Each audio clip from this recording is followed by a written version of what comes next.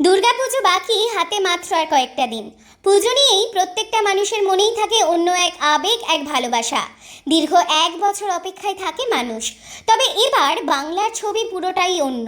এদিক ওদিক প্যান্ডেল বানানোর কাজ শুরু হয়ে গেলেও পুজো পুজো গন্ধটা মিসিং। আরজিকর কাণ্ডে উত্তপ্ত গোটা রাজ্য।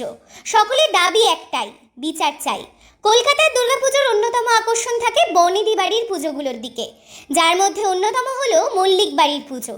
এবং তাতে প্রায় সর্বক্ষণই উপস্থিত থাকতে দেখা যায় রঞ্জিত মল্লিক এবং কোয়েলকে। এই বছর এই পুজো 100 বছরে পা রাখছে। প্রত্যেক বছরই মল্লিক বাড়ির পুজোতে কী হচ্ছে তার দিকে নজর থাকে সবারই। পুজো দেখতে পৌঁছে যান বহু মানুষ।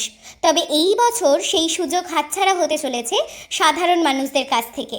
এক সাক্ষাৎকারে কোয়েল জানান, এবার এমন পরিস্থিতি যে যতটা আনন্দ করব ভেবেছিলাম ততটা করা হবে না।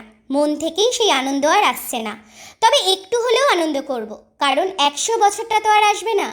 আমাদের অনেক আত্মীয়রা আছেন পৃথিবীর নানা জায়গায়, তারাও আসবেন।